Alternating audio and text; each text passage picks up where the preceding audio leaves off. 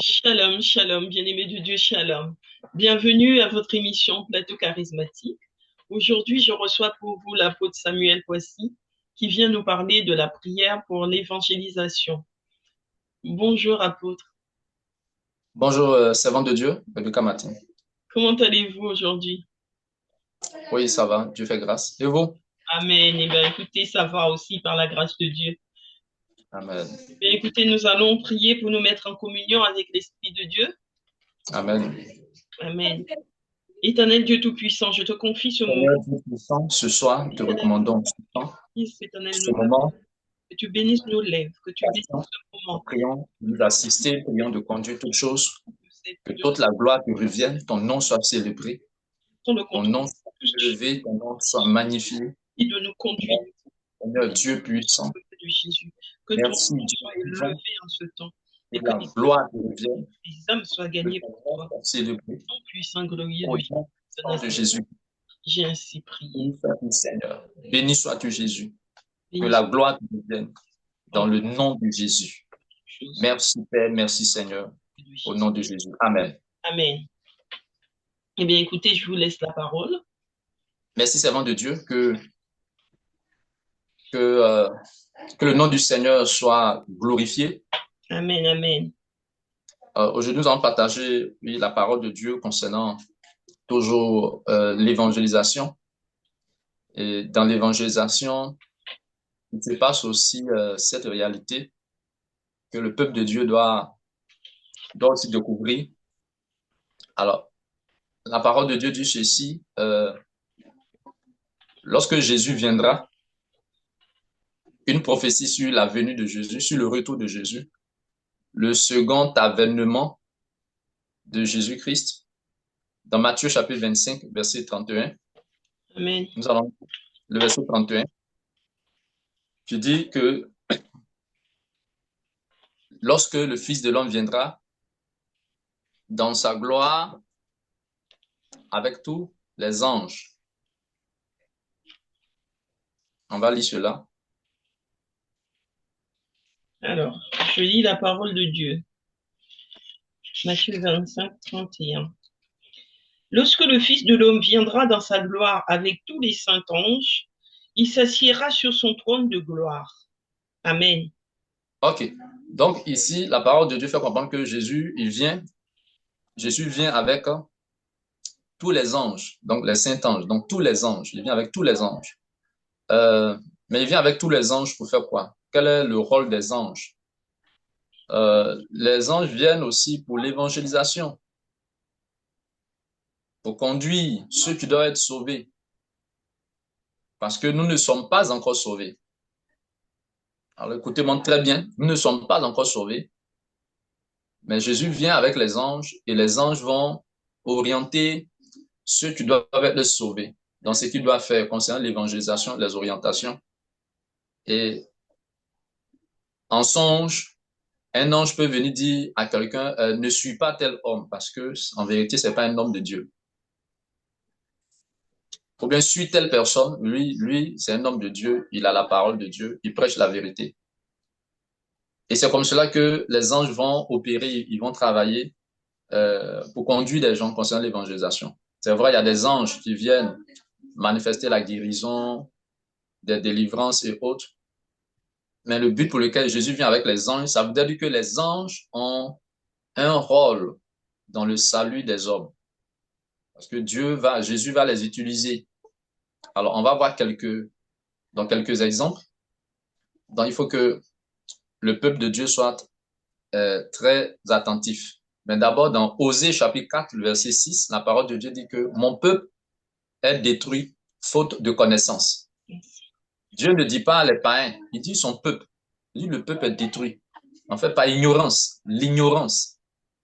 Donc, si nous sommes choisis par Dieu. Vous êtes choisis par Dieu. Vous pouvez être détruit si, donc vous serez détruit si et seulement si vous n'avez pas la connaissance. Donc, c'est l'ignorance par rapport à la parole de Dieu. L'ignorance par rapport à la parole du Seigneur. Donc, Dieu veut qu'on évangélise. Mais Dieu va utiliser euh, donc des anges pour intervenir, pour nous conduire, pour nous guider, pour nous orienter. pour dire là où vous êtes, est-ce que c'est la vérité qui est prêchée? Si ce n'est pas la vérité. Et donc, tout cela fait partie de l'évangélisation. Mais ceux qui ne seront pas attentifs, ceux qui ne comprendront pas que ce sont les anges de Dieu, ça sera très difficile parce qu'il y a des anges aussi de Satan.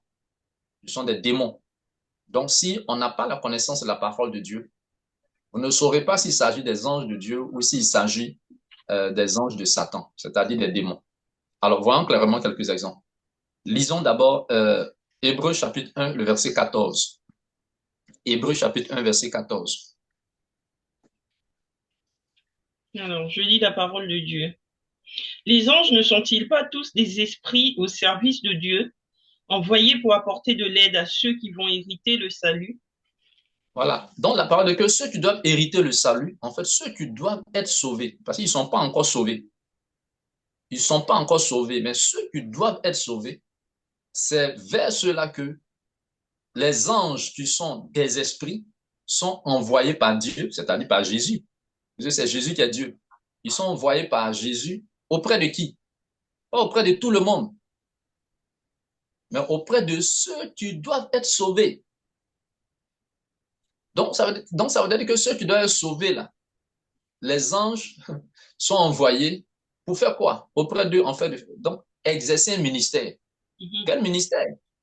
Quel ministère? Alors, il y a une sœur qui racontait ceci, un songe. Elle disait que dans le songe, euh, il y a un homme qui lui parlait, un homme dans le songe qui lui parlait de l'évangélisation. Et cette sœur, elle disait comme cela que oui, mais l'évangélisation, il faut recevoir les orientations du Saint-Esprit. Donc, il faut qu'on soit guidé par le Seigneur et tout cela. Et la personne lui disait dans le songe que oui, c'est vrai, euh, on doit faire l'évangélisation en se laissant conduire par le Seigneur, mais on peut faire aussi l'évangélisation sans attendre, comme si les deux peuvent se faire. Alors, en fait, l'homme qui parlait ainsi, c'est l'image d'un démon. Parce que le plan de Dieu, c'est qu'on fasse l'évangélisation selon lui, ses instructions, et non pas selon ce que nous, on veut. Ou bien ne pas attendre les instructions du Seigneur puis évangéliser. Faire, non. Donc, si on veut faire sans attendre les instructions du Seigneur, ça veut dire qu'on va faire ce qui n'est pas la volonté de Dieu. Donc, quand vous connaissez la parole de Dieu, vous saurez que cet homme qui est en train de parler dans le songe, c'est l'image euh, d'un démon, donc un ange de Satan, pour vous tromper. Amen. Amen. Pour vous tromper. On va voir un exemple. Actes des apôtres, le chapitre 8, le verset 26. C'est le cas du diacre Philippe qui est allé évangéliser l'eunuque éthiopien. Quand on va lire la parole de Dieu, c'est d'abord un ange qui a parlé, un ange qui a parlé à Philippe. Actes des apôtres, chapitre 8, le verset 26. Alors, attendez, excusez-moi, il y a trop de choses. Alors, acte 6, 8 ans. Non, Actes chapitre 8, le verset 26. 26. 8, 26. Alors, je lis la parole de Dieu.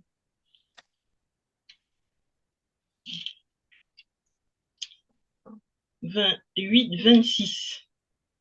28. C'est cela. 26. Arrivé à... Non, ça c'est 9. 26. Actes chapitre 8, verset 26. Oui.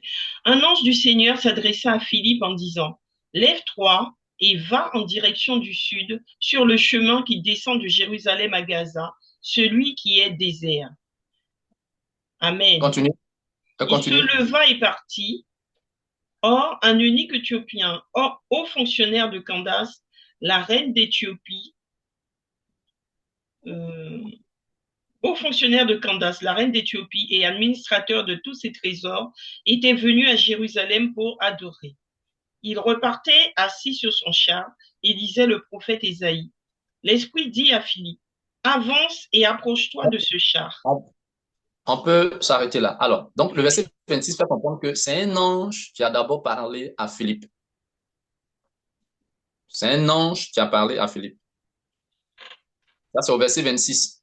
Mhm. Et le Seigneur lui-même va confirmer. Donc, c'est un ange du Seigneur, pas un ange de Satan, non, un ange de Dieu. Un ange du Seigneur a parlé à Philippe. Donc, l'ange était parce qu'un ange de Dieu, lui, va parler de la part de Dieu. Il va Amen. donner le message de Dieu. Il va donner la volonté de Dieu. Donc là, c'est un ange qui lui a parlé. Et après, le Saint-Esprit même, le Saint-Esprit a confirmé. Amen. Au Amen. verset 29, donc au verset 29, la Bible dit l'Esprit. Donc le Saint-Esprit donc, a parlé à Philippe aussi. Donc un ange a d'abord parlé. Donc l'ange était en train de le conduire dans l'évangélisation. C'est un ange de Dieu. Donc on lit Hébreux chapitre 1, verset 14, ça dit que les anges qui sont des esprits, ne sont-ils pas tous des esprits envoyés des anges, ne sont-ils pas des esprits au service de Dieu, envoyés pour exercer un ministère en faveur de ceux qui doivent hériter le salut, en faveur de ceux qui doivent être sauvés. Donc ici, l'ange conduit Philippe à aller faire l'évangélisation. Après, le Saint-Esprit même confirme. Après, le Seigneur lui-même confirme. Amen. Amen. Voilà. Voyons un autre exemple dans le livre de Matthieu, chapitre 28, verset 5 au verset 8. Matthieu, chapitre 26. Lorsque Jésus est ressuscité, la parole de Dieu dit qu'il y a un ange du Seigneur qui est descendu du ciel et il a roulé la pierre qui était à l'entrée du tombeau de Jésus. Il s'est assis dessus. La parole de Dieu dit que l'armée, il y avait une armée qui était venue suivre le tombeau de Jésus depuis le premier jour, depuis les premiers instants, lorsque Jésus a été mis dans ce tombeau, dans le sépulcre. Ils sont venus garder le tombeau jusqu'au troisième jour pour voir est-ce que Jésus allait vraiment ressusciter comme il avait dit 3 jours. Donc, il a ressuscité 3 jours après sa mort. Donc, les gens voulaient vérifier. Et toute l'armée qui était venue surveiller le troisième jour, là, quand l'ange du Seigneur est descendu, ils ont eu peur. Ça veut dire qu'ils ont eu tous peur. Il devient comme mort. Et l'ange, donc, va dire aux femmes qui étaient venues au tombeau ce jour-là, pour vous n'ayez pas peur. On va lire entre les lignes. Matthieu 28, verset 5. Matthieu 28. Moi, j'entends mal aujourd'hui. J'étais à Matthieu 26. Matthieu chapitre 28, verset 5 au verset 8. Alors, je lis la parole de Dieu. Mais l'ange prit la parole et dit aux femmes, quant à vous, n'ayez pas peur, car je sais que vous cherchez Jésus, celui qui a été crucifié. Il n'est pas ici, car il est ressuscité comme il l'avait dit. Venez voir l'endroit où le Seigneur était couché, et allez vite dire à ses disciples qu'il est ressuscité. Il vous précède en Galilée, c'est là que vous le verrez. Voilà, je vous l'ai dit. Amen. Amen. Donc, ici, un ange, c'est un ange dont c'est révélé aux femmes. L'ange leur a parlé. Qu'est-ce que vous voyez? Mhm. L'ange a dit aux femmes, allez dire donc aux disciples de Jésus, aux frères de Jésus, que c'est en Galilée qu'ils vont le voir parce que Jésus les précède là-bas. C'est là-bas qu'ils vont le voir. Parce qu'effectivement, avant que Jésus ne meure, Jésus leur avait dit cela. Donc, un ange de Dieu ne peut pas dire des faussetés. Un ange de Dieu, il transmet fidèlement la parole de Dieu. Euh, donc, l'ange a confirmé que Jésus est ressuscité. Venez voir l'endroit où il est. Il n'est plus là. Il est ressuscité. Je sais que vous le connaissez. Les anges de Dieu savent qui sont ceux qui sont les vrais serviteurs de Dieu. Les anges de Dieu savent qui sont ceux qui sont les serviteurs de Satan. Les anges de Dieu savent qui sont ceux qui sont les pasteurs de Satan. Les anges de Dieu savent qui sont ceux qui sont les pasteurs de Dieu. Ils le savent. Donc, quand vous avez soif de la vérité, donc les anges peuvent donc conduire. Peuvent vous conduire. N'allez pas là-bas. Selon les songes, selon les visions. On va voir donc des exemples tout à l'heure. Donc ici, l'ange de Dieu vient dire aux femmes, allez dire aux frères de Jésus que Jésus dit c'est en Galilée qu'ils vont le voir. Allez leur dire cela, allez leur transmettre ce message. Et vous allez voir par la suite que Jésus va venir confirmer. Lisons la suite du verset. Jésus lui-même va se révéler après sa résurrection à ces femmes-là, auxquelles l'ange avait parlé. Ils s'éloignèrent rapidement du tombeau avec crainte et une grande joie, et elles coururent porter la nouvelle aux disciples. Et voici que Jésus vint à leur rencontre et dit, je vous salue. Et s'approchèrent, s'agrippèrent à ses pieds et se prosternèrent devant lui. Alors Jésus leur dit, n'ayez pas peur, allez dire à mes frères de se rendre en Galilée, c'est là qu'ils me verront. Pendant qu'elle... Voilà. Amen. On peut s'arrêter là. Voyez ce que l'ange de Dieu a dit. Jésus lui-même l'a confirmé. Voyez-vous? Amen. Jésus l'a confirmé. Donc tout cela, c'est dans la dimension de l'évangélisation. C'est pourquoi la parole de Dieu dit que Jésus revient avec les anges. Lorsque le Fils de l'homme, Matthieu 25, verset 31, lorsque le Fils de l'homme viendra dans sa gloire avec tous les anges, parce que les anges vont opérer. Et ceux qui n'auront pas la connaissance de la parole, en fait, ne vont pas comprendre. Dans les songes, il y a des anges qui vont orienter. Des gens n'écoutent pas telle personne parce qu'il n'est pas de Dieu. Elle n'est pas de Dieu. Mais d'autres ne vont pas comprendre. Amen. Amen. Quelqu'un peut prêcher, voilà, donc la vraie parole, et un ange de Dieu peut se révéler à quelqu'un pour dire, oui, cet homme de Dieu qui est en train de prêcher, la parole qu'il prêche là, c'est la vérité. Écoute cela, pratique cela, si tu veux être sauvé. Donc, c'est des choses un peu délicates. Il faut beaucoup d'attention, beaucoup de compréhension. Voyez-vous? On va voir encore une autre. Donc, ici, ce que l'ange de Dieu a dit aux femmes, Jésus lui-même est venu confirmer. De la même manière, l'ange du Seigneur qui a parlé à Philippe, le Saint-Esprit même a confirmé. Est-ce que vous voyez? Donc, ici encore, c'est pareil. On va lire aussi. Donc, Jésus même va confirmer. Il va dire aux femmes, voilà, effectivement, allez dire à mes frères de se rendre en Galilée, c'est là-bas qu'ils me verront. Elle leur dit cela. Amen. Amen. Alors, si ces femmes avaient la connaissance, elles ont la connaissance de la parole de Dieu, que l'ange qui s'était révélé à elles leur disait autre chose que ce qu'il a dit. Ah, que rendez-vous peut-être à Capernaum, voyez-vous, alors que c'est en Galilée, donc il doit s'y rendre. Donc, à Capernaum, ou bien dans une autre ville, que ce qui avait été annoncé par Jésus, cet ange de Dieu ne serait pas, cet ange ne serait pas un ange de Dieu, de Satan, pour tromper ces personnes. Parce que s'il ne partait pas en Galilée, il ne le verrait pas. Je ne sais pas si on se comprend, hein? Si, je comprends. Parce que le rendez-vous, c'était en Galilée. Ça, c'était de façon physique. Il devait se rendre en Galilée. Donc, pour le voir. Voyons Actes des Apôtres, chapitre 1. Actes des Apôtres, chapitre 1. Actes des Apôtres, chapitre 1. Et effectivement, c'est ce qui s'est passé. Alors, Actes des Apôtres, chapitre 1. Quel verset?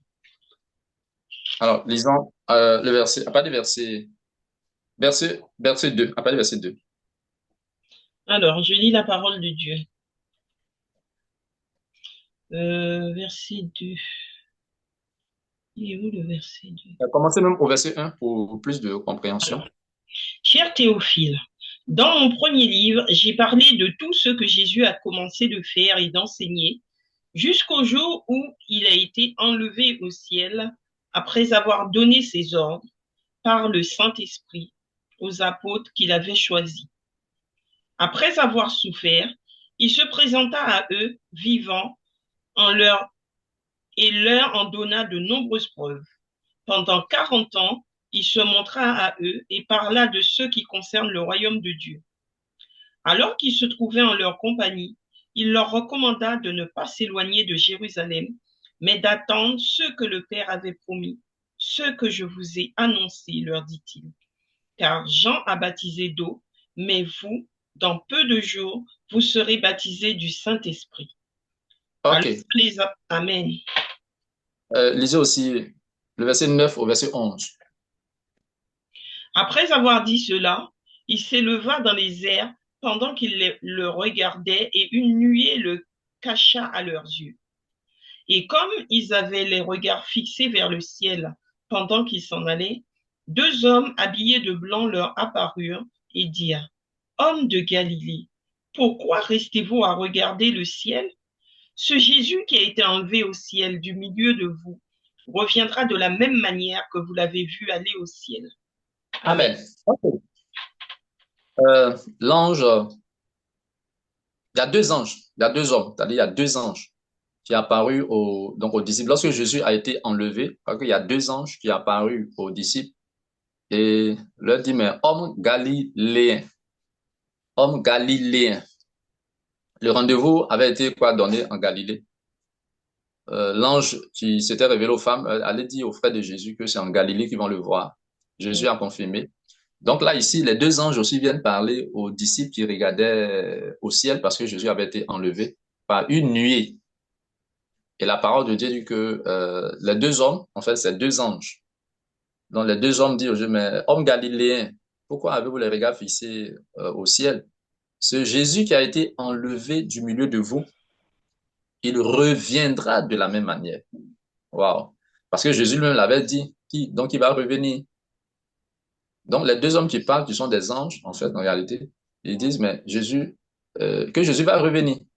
Donc, eux, ils exposent la parole de Dieu, ce qui est la parole de Dieu, ce qui n'est pas la parole de Dieu, que Jésus va revenir. Mais il va revenir de la même manière que vous l'avez vu aller au ciel. De la même manière. Donc, quelle est la manière par laquelle Jésus est parti? C'est par quelle manière Jésus est parti? On dit c'est de cette même manière, c'est de cette manière-là qu'il va revenir. Quand on lit le verset 9, la parole de Dieu qu'il est, donc c'est une nuée. Une nuée, c'est un peu des langages en parabole. C'est mis ici une nuée. Le verset 9, hein. Après avoir dit cela, il fut enlevé pendant qu'il le regardait et une nuée le déroba. Une nuée le déroba. Lisons Apocalypse chapitre 1, Apocalypse chapitre 1, le verset 7.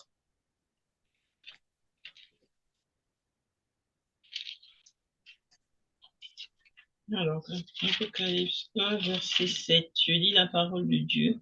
Le voici qui vient avec les nuées. On peut s'arrêter là. Amen. Dans la vie que Jésus vient, il vient avec les nuées. Bon, les anges, Actes chapitre 1, verset 11, on dit, là, de la manière Jésus est parti, c'est de cette même manière qu'il va revenir. Donc, Apocalypse 1, verset 7 dit que Jésus vient avec les nuées. Donc, ça veut dire qu'il est parti avec quoi? Les nuées. Amen. Amen. Puisque le verset 11 de Actes chapitre 1, dit, les anges disent, on dit, il va revenir de la même manière qu'il est parti. Donc, le verset 9, ici dit, il est parti avec une nuée. Il revient avec les nuées. Alors, que signifient les nuées? Amen. Amen. Nuée, on parle de nuages. On parle de nuages. Et c'est les nuages qui donnent l'eau. C'est les nuages qui se transforment en eau et donnent la pluie. Est-ce que c'est des nuages physiques? Est-ce que c'est des nuages physiques? Non. En parlant de nuées, en fait, il s'agit des anges. Ce sont des secrets du royaume. Et c'est ce pourquoi, bien aimé, le livre de Apocalypse est très dur. Et c'est le livre d'Apocalypse qui parle du retour de Jésus. Ça parle du retour de Jésus. Mais on va se limiter à ce verset parlant des anges, voilà, dans l'évangélisation. Les anges interviennent beaucoup et utilisent les hommes qui suivent, les hommes de Dieu, les serviteurs de Dieu qui suivent la volonté de Dieu, la parole de Dieu, pour les conduire dans ce qu'il faut dire, dans ce qu'il ne faut pas dire, ce qu'il faut faire, ce qu'il ne faut pas faire. C'est pourquoi Jésus vient avec donc les nuées qui sont les anges. Donc, c'est ce qui est expliqué dans Matthieu 25, verset 31. Lorsque le Fils de l'homme viendra, il viendra avec tous les anges, en fait, hein, toutes les nuées. En gros, c'est tout ce qui le recouvre, l'enferme, en fait. Pour parler du Oui, nom. en fait, oui, tous les anges. C'est-à-dire que tous les anges sont en action présentement. Ils sont en train de faire le travail. Maintenant, pourquoi les anges sont appelés nuages? Parce qu'ils donnent la parole de Dieu. L'eau est symbolisée. L'eau symbolise la parole. D'accord. Et comme ce sont les nuages qui produisent l'eau, qui donnent l'eau, d'accord? Donc, c'est les anges, ils viennent parler. Voyez-vous? L'ange du Seigneur a parlé à Philippe. Il lui a donné la parole. Concernant l'évangélisation, va évangéliser. Donc, il lui a donné des orientations. Donc, il répand l'eau. Mhm. l'ange a parlé aux femmes qui étaient donc au tombeau. Et quand ils répondent l'eau là, en fait la parole, c'est la parole du Seigneur. Ils disent pas ce qui n'est pas la vérité. Non, ils disent pas ce qui n'est. Non, ils orientent. On va voir un dernier exemple. Et par la suite, nous allons prier. On va voir un dernier exemple. Dans le Acte des Apôtres, chapitre 10, le cas de Corneille. Acte des Apôtres, chapitre 10. On va lire cela. Euh, Mhm.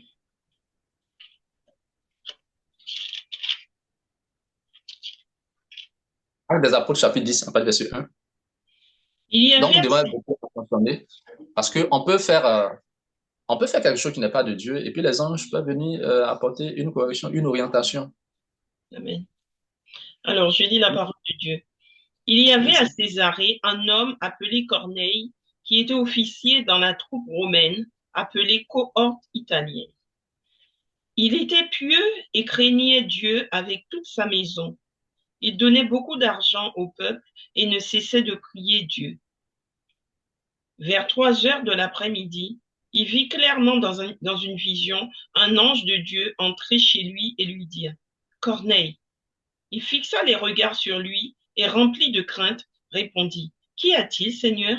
L'ange lui dit, Tes prières et les dons que tu as faits sont montés devant Dieu et il s'en est souvenu. Maintenant, envoie des hommes à Jaffa et fais venir Simon, surnommé Pierre. Il est Ok, on peut logé. s'arrêter là. Amen. Amen. On peut s'arrêter. Donc, ici, nous voyons l'intervention d'un ange dans la vie de Corneille que Dieu voulait sauver. Alors, retenez bien Hébreux chapitre 1, verset 14, il dit, les anges qui sont envoyés par Dieu, qui sont au service de Dieu, que Dieu envoie pour exercer un ministère auprès de ceux qui doivent hériter le salut. C'est-à-dire ceux qui doivent être sauvés. C'est vers ceux-là que Dieu envoie les anges pour leur parler, pour les orienter, pour leur dire ce qu'ils doivent faire de la part de Dieu, de la part du Seigneur. Donc ici, un ange du Seigneur, l'a vu que Corneille était en train de prier et Corneille a vu en vision, clairement dans une vision. Oh, je prie que les visions de Dieu soient claires pour vous. Amen. J'accueille au nom de Jésus. Amen. Donc ici, la parole de Dieu que Corneille est en train de prier, il a vu clairement dans une vision un ange de Dieu, pas un ange de Satan, un ange de Dieu entrer chez lui. Ouais, mais quand l'ange de Dieu entre, c'est une bonne nouvelle, c'est-à-dire qu'il vient donner une nouvelle de Dieu. Mais ça ne suffit pas parce que si vous l'avez vu que vous n'avez pas reçu le message, il y a problème. Parce que l'ange vient délivrer un message de la part de Dieu. Maintenant, est-ce que vous allez recevoir le message? Est-ce que vous allez comprendre le message? Donc ici, dans le cas, l'ange, il fait comprendre à Pierre que Dieu a vu tes aumônes et tout cela, mais envoie des gens chercher l'apôtre Pierre pour que l'apôtre Pierre vienne chez toi. Mm. Donc, est-ce que vous voyez? Donc, les anges, ils savent qui sont ceux qui sont dans la vérité. Mhm. Donc, l'ange lui dit, va dire à l'homme de Dieu Pierre, envoie chercher l'homme de Dieu Pierre pour qu'il vienne chez toi. Certainement, sûrement, Pierre vient pour prêcher la parole. Il vient pour prêcher la parole, il vient pour évangéliser. Donc, voyez un peu l'action des anges dans le retour du Seigneur Jésus-Christ. Mhm. Très important. Très, très, très important. Amen. Très important. Donc, l'ange, lui, c'est qui est Paul? C'est que c'est un véritable serviteur de Dieu. Il a la parole de vérité. Donc, comme Dieu veut sauver Corneille, il envoie l'ange pour parler à Corneille. Il le met en contact avec l'homme de Dieu, Pierre. Amen. Amen. Donc, c'est comme cela aussi qu'un ange de Dieu peut se révéler à quelqu'un plus. Non, ne suis pas telle personne. Parce que, en réalité, elle n'est pas de Dieu. Mm. Il y a beaucoup de séduction. Donc, ceux qui ne vont pas suivre cela ne seront pas sauvés. Encore faut-il comprendre que celui qui est venu me parler, c'est un ange de Dieu. Mm. Est-ce que vous voyez, donc, dans mon besoin de la compréhension de la parole de Dieu. De la compréhension de la parole de Dieu. Amen. Amen. Amen. Je donne un exemple. Et ça fait que, en fait, la vie en Christ est vraiment complexe. C'est vraiment, vraiment complexe. C'est pas, en fait, c'est pas un jeu. La vie en Christ est loin d'être un jeu. est loin d'être une plaisanterie. C'est pourquoi le Seigneur a dit, mais mon peuple, il va périr. C'est vrai, il a choisi, il nous a choisi, mais rien ne dit qu'on est sauvé. Si vous Mm. ne faites pas, nous ne faisons pas ce que le Seigneur veut. Et il veut qu'on porte du fruit. Et voyez-vous, quand on a lu Matthieu 25, verset 31, on a vu que Jésus vient dans sa gloire. N'oubliez pas que Romains 3, verset 23 dit que tous sont péchés, sont privés de la gloire Gloire. de Dieu. C'est une histoire de gloire. Et je crois que nous avions une fois expliqué ici, la gloire de Dieu, c'est qu'on porte du fruit. La Oui. gloire de Dieu, c'est que par nous, des gens soient sauvés. Et porter du fruit, c'est que des gens soient sauvés à travers nous, à travers notre obéissance. Maintenant, obéir à quoi? À la parole de Dieu. Et quelle est cette parole? Quelle est cette parole? Mm. C'est vrai que nous devons évangéliser, mais quelle est la parole qu'on doit présenter? Mm. C'est quoi la parole? Et donc, nous y reviendrons prochainement, mais le peuple de Dieu doit comprendre ces réalités. Voilà, ces choses qui se font actuellement, qui se passent actuellement. L'œuvre des anges dans, voilà, mais dans l'évangélisation. Alors, je pourrais donner une autre parabole, mais pas l'explication en tant que telle. On va voir Matthieu 13, on va terminer là-dessus. Matthieu 13, le verset 47 au verset 49.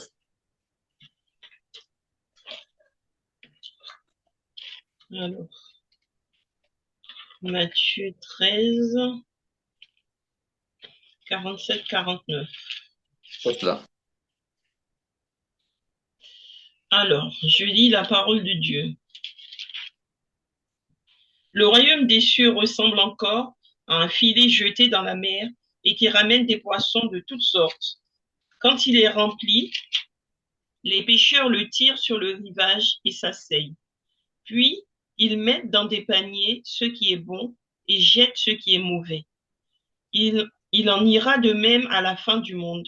Les anges viendront séparer les méchants d'avec les justes et les jeteront dans la fournaise de feu où il y Amen. aura des pleurs et des grincements de dents. Amen. Alors ici, on voit clairement que euh, on voit ce que représentent les pêcheurs. Les pêcheurs qui ont tiré le filet qui a été jeté en mer, qui a pris toute espèce de poisson. Mm. Alors, qui sont les pêcheurs? Ben, ce sont Donc, il en sera ainsi à la fin du monde. Les pêcheurs viendront.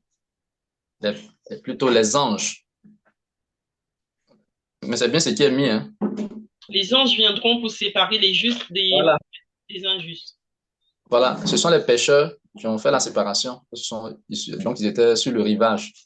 Ils ont fait la séparation entre les bons poissons et les mauvais poissons. Qui Mm. sont les poissons? C'est quoi le filet? Que représente le filet? Que représente la mer? Que représente les poissons? Donc ici, on voit donc les pêcheurs, le Seigneur dit, ce sont les anges. Donc les anges interviennent beaucoup dans l'évangélisation. Donc voyez-vous que si nous n'avons, parce que les anges de Dieu, ils obéissent à Dieu. Donc les hommes de Dieu, les hommes qui prêchent la parole, qui sont pas dans la vérité, les anges ne pourront pas être avec eux. C'est pas possible. Les anges ne pourront pas attester de votre crédibilité si vous n'êtes pas dans la vérité. Ouais. Donc, ce que Dieu veut sauver, les anges vont intervenir de la part de Dieu pour dévoiler des gens. Pour dévoiler des gens. Celui-ci là n'est pas dans la vérité. Celle-là, elle n'est pas dans la vérité. Parce que Dieu veut sauver ceux qui ont soif. Mm. Amen.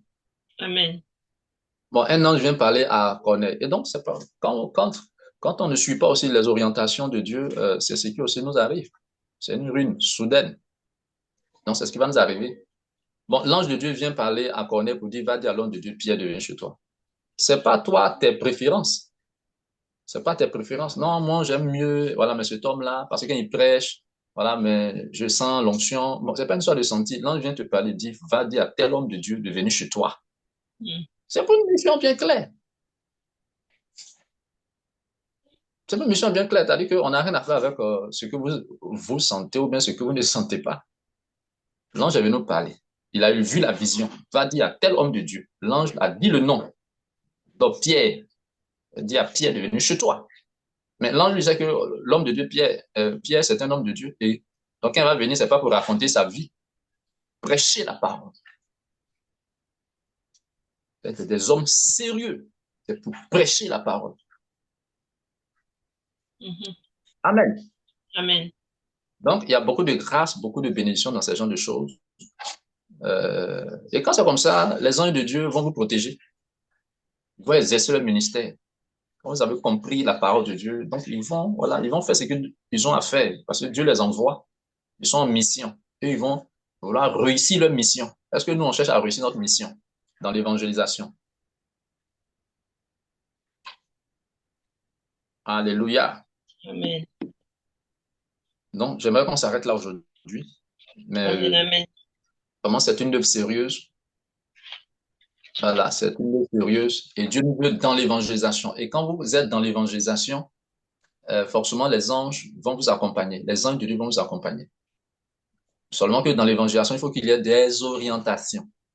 Amen. Ouais, des orientations. Vous voyez là que l'ange qui a parlé à Philippe d'aller évangéliser, l'ange sera là pour le protéger. Quel que soit ce qui va arriver, l'ange sera là. Alléluia. Amen. Voilà, l'ange sera là. Donc, il y a beaucoup de choses. Et c'est pourquoi les, les démons interviennent beaucoup contre les songes, contre les messages. On a l'histoire de Daniel, dans Daniel, voilà, Daniel, la parole de Dieu dit que Dieu a envoyé l'ange Gabriel donner un message à Daniel, n'est-ce pas, que Satan a bloqué. C'est-à-dire que le chef du royaume de Pest a retenu Daniel pendant 21 jours, parce que Daniel venait pour exercer un ministère d'information, donner une information, d'accord, à Daniel. Mais Satan ne voulait pas. Et donc, il y a beaucoup comme cela. Les démons s'opposent aux anges, à l'action des anges dans nos vies, pour vous conduire, pour vous guider. Peut-être Dieu veut ouvrir vos yeux, voilà, sur quelqu'un qui n'est pas de Dieu, sur ce que vous devez prêcher dans le ministère, dans l'œuvre de Dieu, dans l'évangélisation. Oh, que le Seigneur nous aide. Alléluia. Amen. Nous allons prier. Amen. Dis Amen. merci au Seigneur. Donc, dis merci au Seigneur pour sa parole. Nous allons prier qu'il nous aide, qu'il nous conduise dans l'évangélisation. Les œuvres des anges qu'il envoie, oui, exercer le ministère auprès de nous, pour nous conduire, pour nous guider dans la vérité, dans ce que nous devons faire, dans l'évangélisation. Car eux-mêmes sont appelés des pécheurs. Ils sont des pécheurs, les anges sont des pécheurs. Ils sont là pour pécher. Donc, si nous avons compris la vision, travaillant dans le plan de Dieu, ils vont nous accompagner. Dieu les envoie pour exercer ce ministère auprès de nous. Alléluia. Amen. Que les choses se passent selon la volonté de Dieu, selon la volonté du Seigneur. Amen. Amen. Alors, un ange de Dieu ne peut pas venir dire, mais il faut faire l'évangélisation, alors comme tu veux, ou bien il faut faire l'évangélisation, n'attends pas les instructions du Seigneur, ou bien tu peux attendre souvent les instructions du Seigneur, souvent aussi toi-même tu peux partir, voilà, où tu veux pour évangéliser. Ça, c'est pas un ange de Dieu, c'est un ange de Satan, et c'est une séduction. Parce que si on le fait sans attendre les instructions de Dieu, ça veut dire qu'on ne dépend pas du Seigneur. Donc, en quoi est-ce que le Seigneur serait aussi notre berger, comme David l'a dit? L'Éternel est mon berger. Donc, en fait, je ne vais pas quelque part, je ne fais pas quelque chose qui n'est pas de Dieu. Je ne viens pas de Dieu. Je ne fais pas quelque chose sans avoir eu instruction de Dieu. Amen. Amen. Donc, si j'ai une certaine compréhension de la parole, une certaine notion de la parole de Dieu, je dis, mais bon, si je dois faire cela sans attendre Dieu, il y a un problème. Peut-être je vais le faire si je n'ai pas la connaissance de la parole de Dieu. Je vais dire, ah, c'est un ange de Dieu qui m'a parlé. Que c'est un ange du diable, un ange de Satan. Amen. Amen. Nous allons prier. Demander au Seigneur de nous aider, son peuple, dans l'évangélisation. De nous aider. Au nom de Jésus. Nous prions le Seigneur. Père, nous te rendons grâce. Merci pour ta parole. Tu nous as choisis pour évangéliser, pour porter du fruit. Nous avons besoin de comprendre ta parole, de comprendre ta parole, ce que nous devons faire, ce que tu attends de nous en réalité, dans le nom puissant de Jésus-Christ de Nazareth. Ta parole est claire. Et quand tu viendras, Seigneur, tu viendras dans ta gloire avec tous les anges. Et quelle sera, Seigneur, l'œuvre des anges? Quelles seront les actions des anges? Les anges vont beaucoup opèrent beaucoup dans la mission de l'évangélisation, dans la mission de l'évangélisation, dans la mission de l'évangélisation. Nous prions, Seigneur, que tu interviennes. Nous prions, Père, que tu nous guides. Nous prions que tu aides ton peuple, tes serviteurs, dans le nom puissant de Jésus-Christ. Au nom de Jésus-Christ, éclaire la lanterne de ton peuple, de tes serviteurs, de tes servantes. Au nom de Jésus-Christ, accompagne-nous et guide-nous dans l'évangélisation. Aide chacun à découvrir ce qu'il y a à faire. Au nom de Jésus, au nom, tu dis, mon peuple périt faute de connaissance. Mon peuple périt par ignorance. L'ignorance détruit. Nous voulons comprendre. Aide à comprendre ta volonté concernant l'évangélisation. Ta volonté concernant l'évangélisation. Aide-nous à comprendre cela. Ton peuple, tes serviteurs, tes servantes, que toute la gloire et l'honneur te soient rendus. Et que les anges nous accompagnent, que tes anges nous accompagnent, que tes anges nous accompagnent. Au nom de Jésus-Christ de Nazareth. Ton nom soit élevé, ton nom soit glorifié. Merci Seigneur, que toute la gloire et l'honneur te soient rendus. Au nom de Jésus, au nom de Jésus, au nom de Jésus. Merci Papa, merci pour cette plateforme, pour cette émission. Merci pour ta servante. Merci de donner à cette émission de porter des fruits. Que toute la gloire et l'honneur te soient rendus. Au nom de Jésus, nous avons prié. Merci Seigneur. Amen. Amen. Amen. Amen. Eh bien, je vous remercie, apôtre, pour cette belle émission.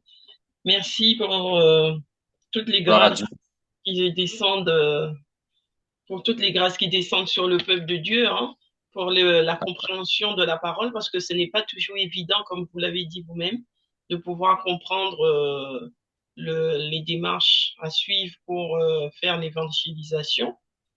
Et donc, vraiment, merci pour ces éclaircissements, pour ces lumières.